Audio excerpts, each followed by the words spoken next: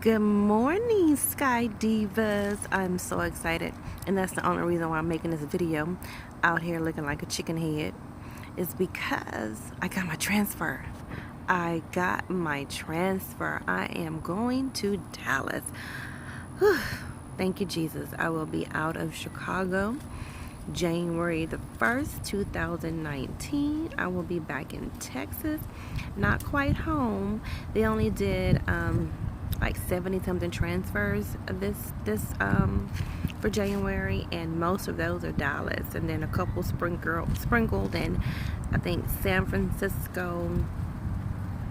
Is it San Francisco? I think San Francisco and LaGuardia, if I'm not mistaken. It may not even be San Francisco, it might be somewhere else, but there's only, a few sprinkled off in there. But I was so happy and so excited I had to come make this video, and that's the only reason why I'm out here looking hot funky mess.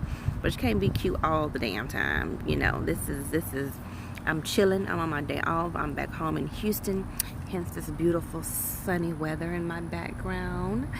Yes, I can't get in the pool though because it's leaves and stuff from the fall, but I'm just glad to be home with my kids for now. And I need a pedicure so freaking bad. I don't think I had one in like 2-3 months. I'm not gonna even show y'all my feet and do y'all like that, but ooh, they look worse than my hair, if that's even possible. I didn't wear my silk scarf last night. I didn't roll my silk roller. I didn't do crap but lay in the bed and tied this part in like a little mini bun this morning, only because the doorbell rang and I was like, I can't be looking like that bad, but oh well, it is what it is. I got my transfer, so I am happy as hell. That's all I wanted, is to be back in Texas. Don't know quite yet if I'm going to have a line. I may have what they call a composite line, meaning half my schedule will be reserved and the other half may be trips. But I do have a great trip that they just put on my schedule starting when I go back to work. I'm on a 6-day reserve bucket, and they have already given me a 4-day trip, and I'll be going back to New York and to Nashville, working Delta this time, and so I'm looking forward to that. That's going to be a good trip. So I'm excited. I have to tell y'all this funny story the other day that happened to me on my trip. And I almost cursed this man, but not in a bad way. And I had to remember that sometimes this stuff just comes out of my mouth, and there's a time to be professional and there's a time to be, I don't know, ratchet, I guess. But it almost slipped out because this fool. So everybody's coming out and boarding, right? And we're in a little 200 at the little small airport where they don't have the jet bridge, so you just walk out and you on the tarmac and you walk up the stairs on the plane, right? So I seen this man coming out, and it looked like he had like a pack of cigarettes in his hand, but I'm thinking he's just putting them in his pocket or in his bag or something. I didn't think nothing of it. I mean, we are on a plane, on a tarmac. So people getting on, they're boarding, sitting down or whatever. So I'm waiting on the gate agent to bring me the final paperwork. And so I'm sitting there and I'm like, whoa, freaking B. Shit. I'm standing there like, what is taking her so long? So I go to the end of the opening of the door where the stairs at, and I'm looking out the window, and I see this man below me on the stairs, under the stairs on the side of the plane, smoking a cigarette.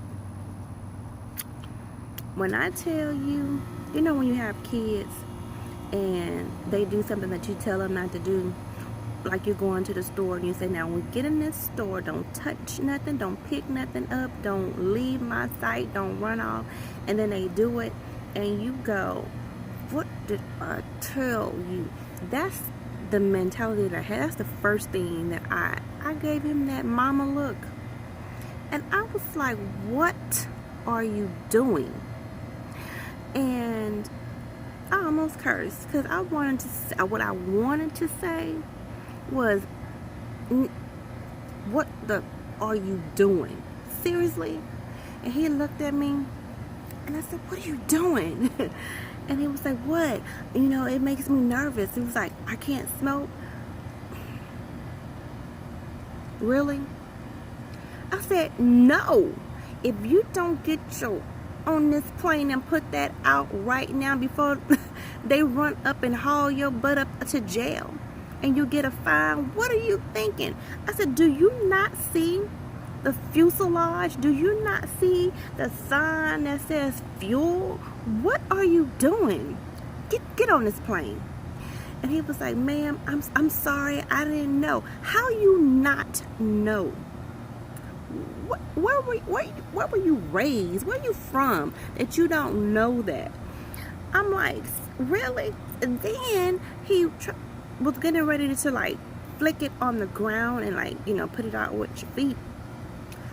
If you don't go over there by that trash can and put that out over there against the wall and then put it in, don't throw it on the middle of the tarmac where fuel could have leaked, you idiot.